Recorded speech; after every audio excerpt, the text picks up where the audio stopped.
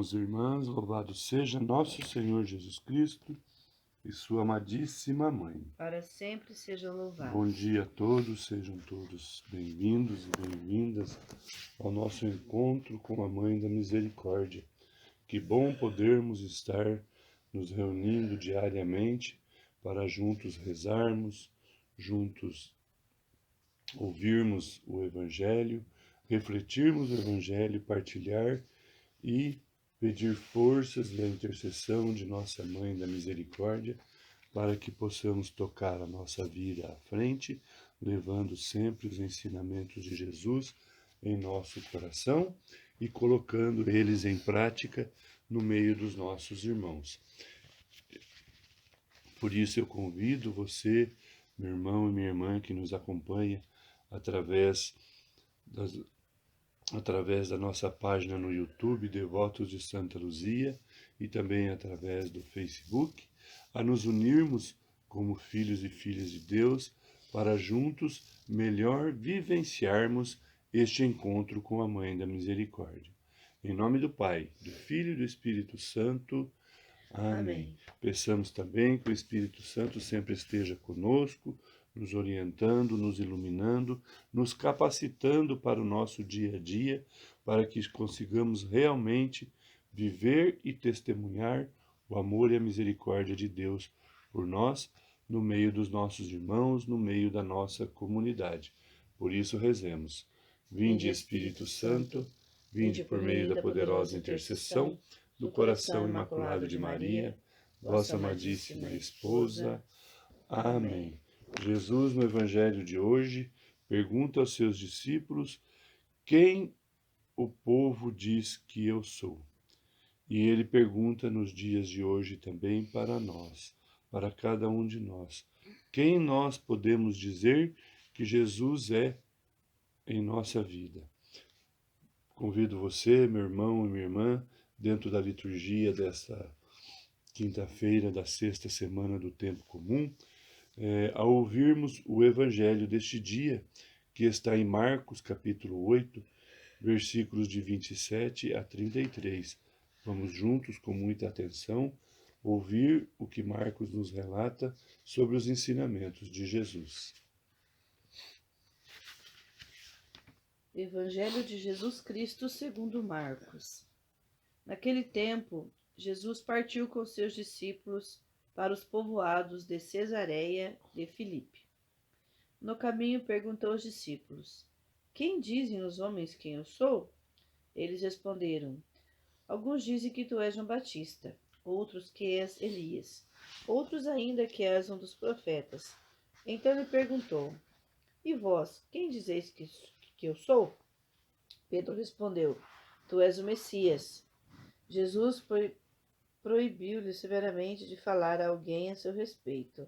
Em seguida começou a ensiná-los, dizendo que o Filho do Homem devia sofrer muito, ser rejeitado pelos anciãos, pelos sumos sacerdotes e doutores da lei. Devia ser morto e ressuscitar depois de 3 dias. Ele dizia isso abertamente. Então Pedro tomou Jesus à parte e começou a repreendê-lo. Jesus voltou-se, olhou para os discípulos e repreendeu a Pedro, dizendo: Vai para longe de mim, Satanás. Tu não pensas como Deus, e sim como os homens. Palavra da salvação. Glória a vós, Senhor. Irmãos e irmãs, esse trecho que Marcos traz para a nossa reflexão dentro da liturgia de hoje, deste dia 17 de fevereiro de 2022, nós vemos Jesus perguntando aos discípulos quem o povo diz que ele é, mas depois, logo em seguida, Jesus também pergunta aos discípulos para saber se realmente eles haviam entendido e reconhecido em Jesus a presença de Deus e a presença do enviado de Deus que veio para nos salvar.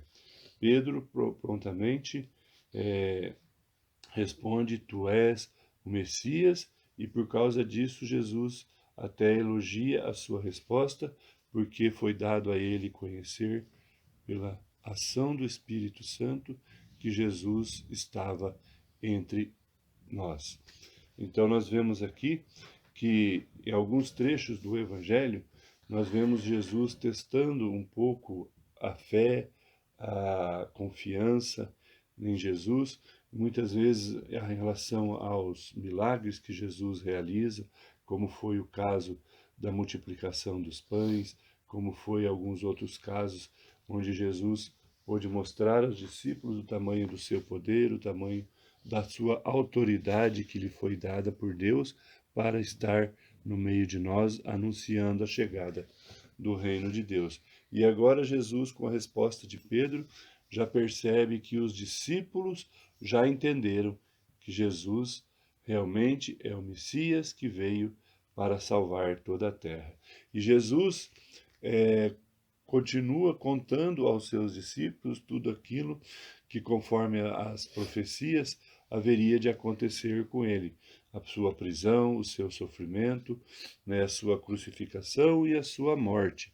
E automaticamente nós vemos Pedro tocado por um sentido de revolta, um sentido de ira, de ódio, dizer ao mestre que isso não iria lhe acontecer, que poderíamos mudar essa parte, e Jesus percebe ali a presença do mal ainda dentro do coração de Pedro, que entendeu que o Messias é realmente Jesus, que o Salvador do mundo estava ali ante os seus olhos, mas que esse Salvador do mundo deveria passar tudo aquilo que estava escrito nas Escrituras, porque aquilo é a vontade de Deus. Aquilo foi o que Deus planejou para Jesus dentro da sua missão aqui neste mundo.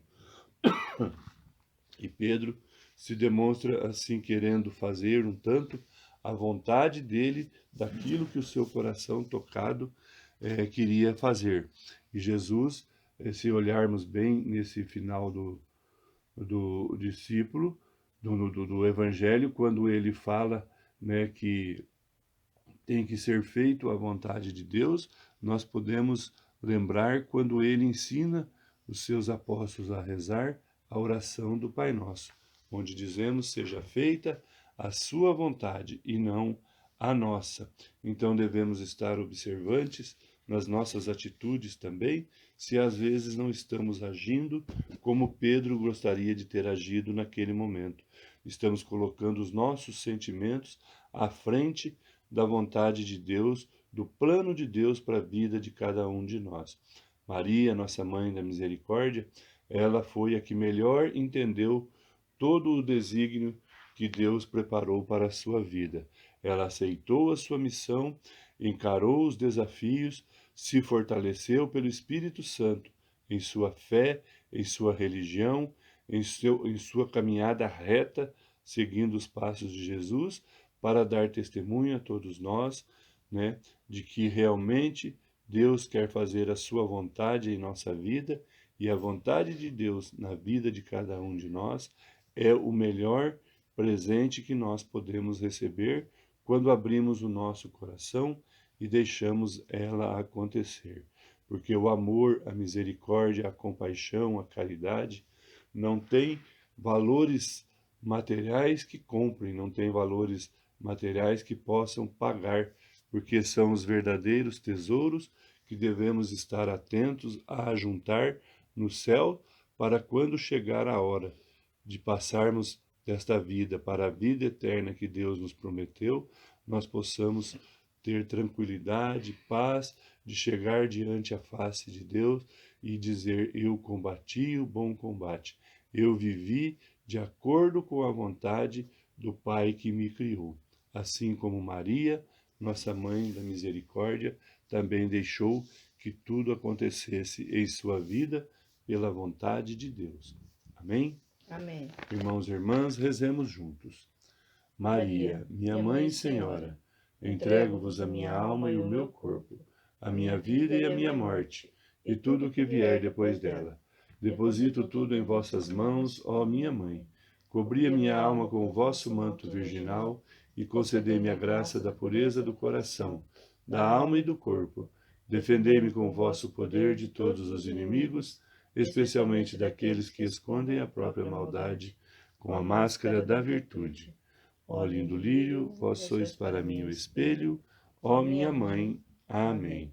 Meu irmão e minha irmã, ficamos aqui, terminamos aqui o nosso encontro com a Mãe da Misericórdia.